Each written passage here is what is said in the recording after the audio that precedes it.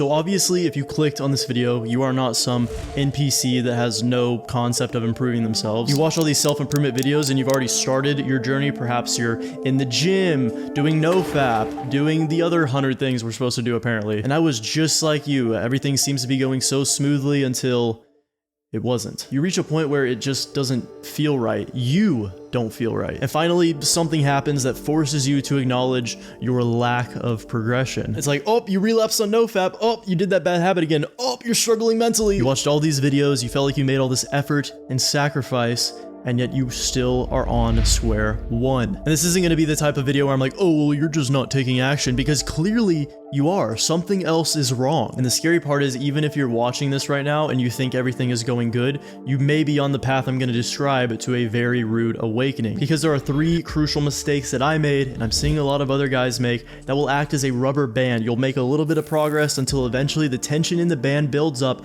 and snaps you back into your starting point. And when that rubber band snaps back, it is painful. I remember the days where I was doing good on nofap, and then all of a sudden you hit the 3-peat in one day. And if you don't acknowledge these 3 mistakes and thus cut the rubber band, you may look back in a few years and wonder what went wrong, left with nothing but some surface level progression that you should have surpassed a month into your journey. Discovering these mistakes, I was able to actually rewire them into forces that will propel you even further on your journey towards long-term success. Starting off, you simply have too many levers. Your attention is too scattered. Because we jump into self-development and we're watching all these different YouTube videos, we're jumping from topic to topic within self-development, and there's all this pressure on us to get to these levels of these people that we see.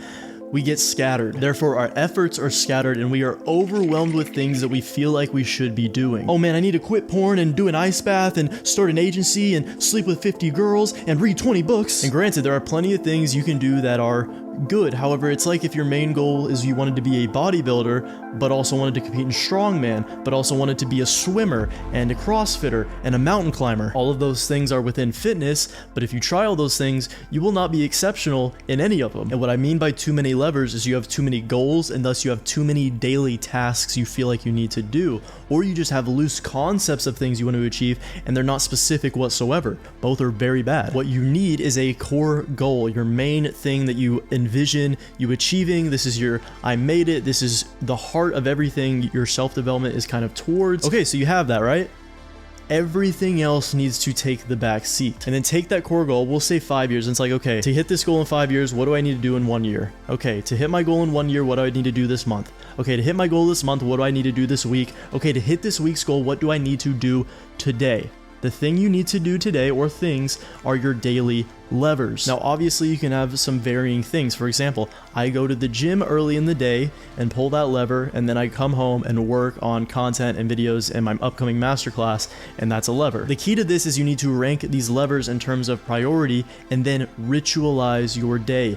Every single day you can, try to make it almost identical. One way to help with this is to have checkpoints. For example, my first checkpoint of the day is when I make my breakfast smoothie, because that's what propels me into going outside, taking a walk, taking a shower, getting ready for the gym. And then my next checkpoint is completing my workout, and then thus and so forth. It is also very important to remember to just pull one lever at a time, finish it. Do not jump back and forth, do not multitask, because that will kill your efficiency. One thing at a time. What is the one lever I should be pulling right now? The next mistake is you are not thinking long term enough. Now, we somewhat solved this by talking about the 5-year goal, but if you are just simply focusing on the end of the week, the end of this month in terms of your self-development journey and the outcome, you're not going to make it very far, because you're focused on almost instant gratification compared to long-term goals a year, 5-year, 10-year down the line. If you have a narrow focus, a zoomed-in lens on the timeline, you are going to forget the big picture. Compared to when you zoom out and can see the big picture, you will understand much more clearly what you need to be doing at that exact moment where you're at on the timeline, as well as develop patient urgency. Because this isn't you develop a goal 5 years from now and you're just kind of chilling because, oh, it's 5 years from now. Because if someone's doing that, it means that they have pussy goals.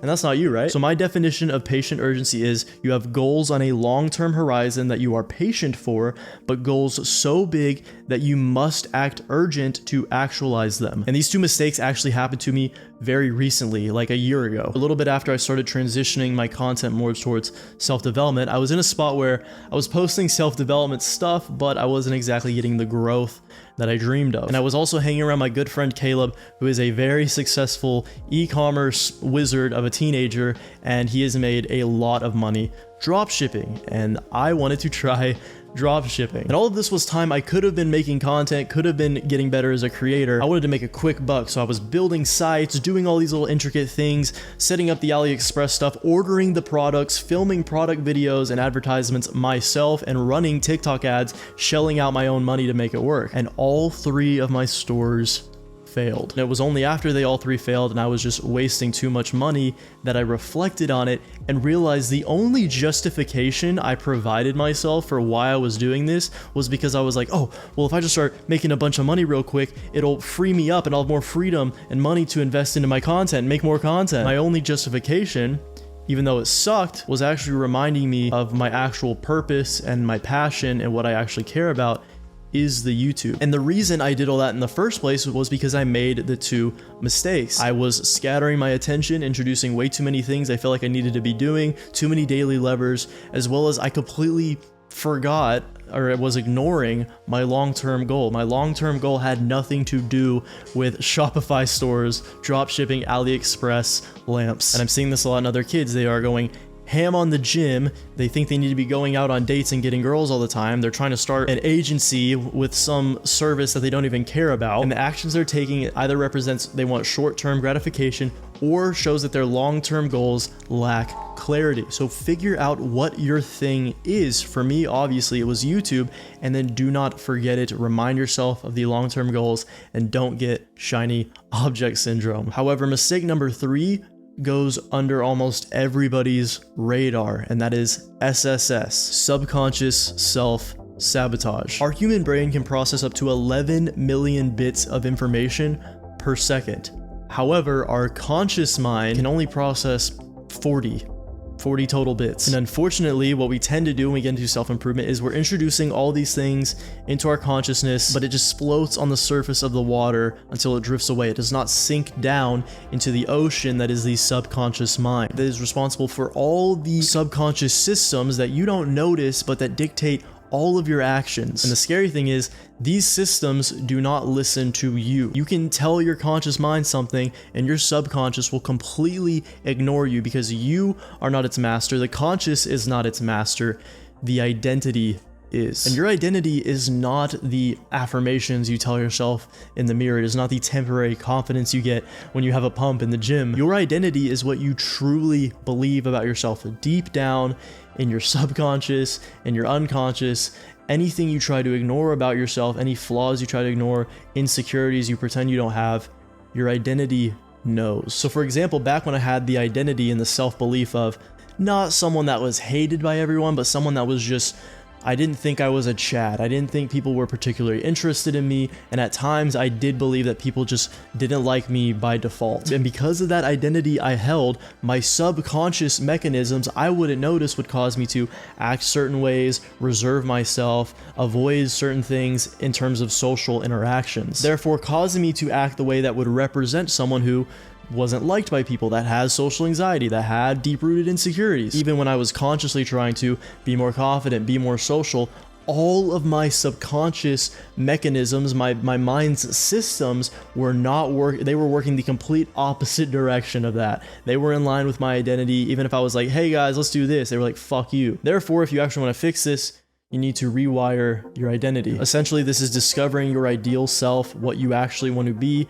how it aligns with your goals, the version of yourself that can achieve those goals, and then you need to start to visualize it to the point that you feel emotions around it, and you get to the point where it seems like it's already happened in your visualizations. The thing about the subconscious is it doesn't know the difference between imaginary and real. When people have anxiety attacks, panic attacks over imaginary future events, their body reacts as if it happened in that moment. If you do this consistently over time, you are introducing that new identity over and over and over into your subconscious. However, if you do not cement the identity, it will not stick. Identity cementing is essentially any time you do an action that that ideal self of you would do. An obvious example and something I'm sure you can relate to was NoFap. Whenever I was actively getting good streaks and getting to the point where I didn't even think about those things, I was cementing the identity of someone who isn't addicted to pornography. But on the flip side, anytime I relapsed on NoFap, I was uncementing the identity. I was breaking it into the cracks. Every time I behaved more outspoken, masculine, confident in public and social situations, especially with people I weren't that familiar with, I was cementing the identity of someone who is confident and has charm socially. And a lot of you may have one single bad habit or thing that you do or mannerism you have that is keeping that bad identity cemented. Regardless of all your conscious efforts that you've been making, trying to progress, it doesn't matter. The rubber band pulls you back to that core identity. And once I learned this and realized that I was still doing actions that were